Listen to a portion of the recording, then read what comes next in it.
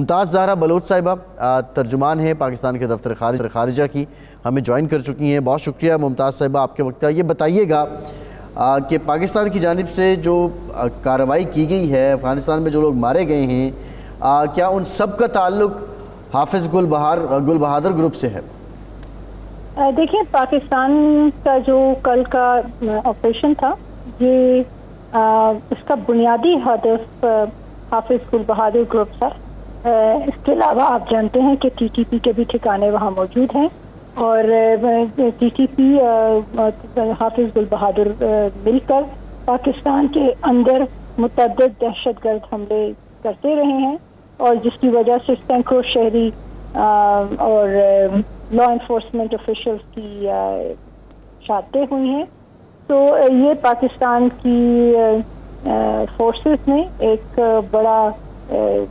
کوآرڈینیٹڈ intelligence based operation کیا، اور focus تھا ٹیررسٹ گروپ سے جو افغانستان کے اندر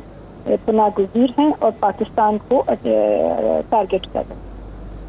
اچھا، یہ فرمائیے کہ یہ جو ہمیں کارروائی کرنی پڑ رہی ہے، پہلے بھی ایک دفعہ ہم نے ایسا کیا، کیا افغان گورنمنٹ کمزور ہے یا وہ شریک جرم ہے، وہ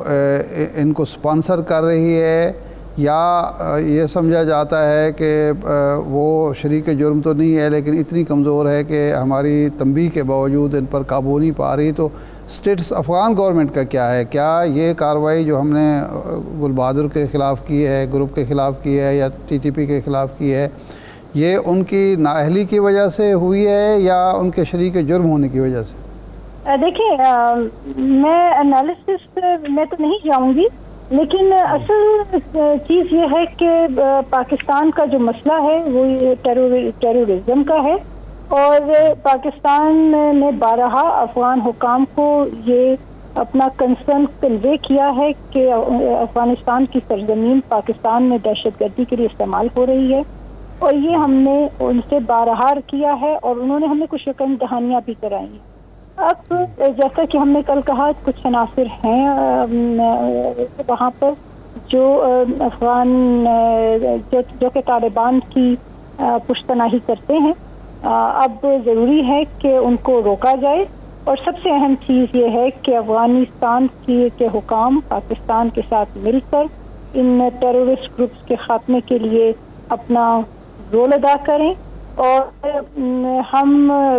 اگر کوئی ان کی کیپیسٹی میں کمزوریاں ہیں تو پاکستان ان کے ساتھ مل کر ان کی کیپیسٹی کو ڈیولپ کرنے کے لیے بھی تیار ہے، اور ان کے ساتھ ان دہشت گردوں کے خلاف مشترکہ حل تلاش کرنے میں بھی اپنا رول ادا کرنے کو تیار ہے۔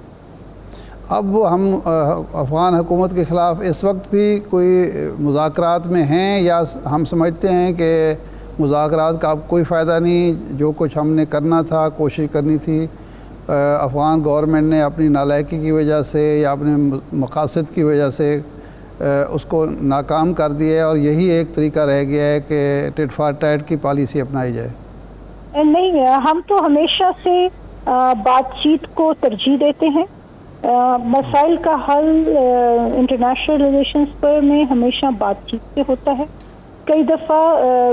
کائنیٹک آپریشن ناگزیر ہو جاتے ہیں، لیکن پاکستان کی وہ کبھی بھی پہلی ترجیح نہیں رہی ہے۔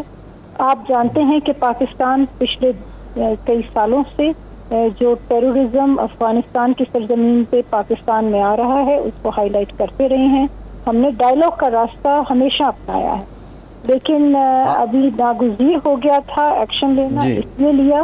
آگے بھی ہم چاہیں گے کہ بات چیت کے ذریعے، کوآپریشن کے ذریعے اس مسئلے کا حل کیا جائے۔ اس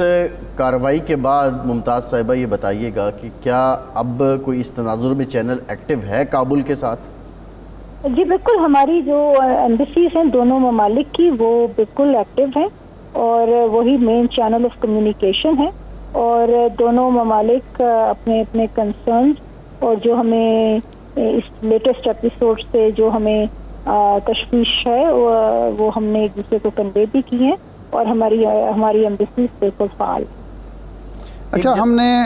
کئی لاکھ افغان مہاجرین واپس بھیج دیے، اس کے بعد فینسنگ بھی ہو چکی ہے، اس کے باوجود جو افغان گورنمنٹ ہے وہ یہ کہتی ہے کہ فینسنگ کے باوجود بھی اگر یہ کارروائی ہوتی ہے تو پھر ہماری سرزمین استعمال نہیں ہوتی، وہاں سے ہوتی ہے، تو اس موقف میں کتنا وزن ہے؟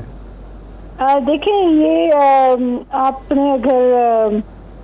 ریسنٹ رپورٹس پڑھی ہوں، یونائٹڈ نیشنز نے بھی ابھی ایک رپورٹ نکالی ہے جس میں انہوں نے بڑا کلیئرلی یہ ہائی لائٹ کیا ہے کہ کس طرح افغانستان کی سرزمین ٹیررسٹ تھریٹ پوز کرتی ہے اس کے نیبرز کو، specially Pakistan. T T P کا بھی اس رپورٹ میں ذکر ہے، اور یہ بالکل فینسنگ ہوئی ہوئی ہے، لیکن آپ جانتے ہیں کہ دیر آر ویز، لوگ باڑ کاٹ کے بھی آ جاتے ہیں، بہت بڑا بارڈر ہے، اور کئی دفعہ اس طرح کے یہ ٹیرر نیٹ ورک ہے، اس کے ساتھ ساتھ جو ٹرانس نیشنل آرگنائزڈ کرائم ہے، یہ سارے مل کر جو ویک پوائنٹس ہوتے ہیں اس کو ایکسپلائٹ کرتے ہیں، اور پاکستان کی جو سیکیورٹی ہے اس کو چیلنج کرتے ہیں۔ جی اچھا ممتاز صاحبہ، یہ بتائیے گا، ایک اور ایشو ہے، غزہ میں ابھی تک انفارچونیٹلی جنگ بندی نہیں ہو سکی، دیگر جو اسلامی ممالک ہیں ان کے ساتھ مل کے پاکستان کی اب نیکسٹ حکمت عملی کیا ہے، اور دوسرا لوگ بڑی تعداد میں پوچھ رہے ہیں کہ جو یہاں سے امداد بھیجنا چاہ رہے ہیں غزہ میں، اگر وہ ہلال احمر کے تھرو ہی ہے تو اس کا طریقہ کار کیا ہے، اس کے کلیکشن سینٹر کہاں ہیں، اس ضمن میں حکومت پاکستان کیا مدد کر رہی ہے؟ اچھا، سب سے پہلے تو جو اسسٹنس ہے اس کے بارے میں دو چیزیں میں آؤٹ لائن کرنا چاہوں گی کہ پاکستان نے بالکل ہیومینیٹیرین اسسٹنس بھیجی ہے غزہ کے عوام کے لیے۔ کچھ پاکستان کی اپنی گورنمنٹ ریسورسز تھی، کچھ این جی اوز نے بھی اس میں کنٹریبیوٹ کیا ہے،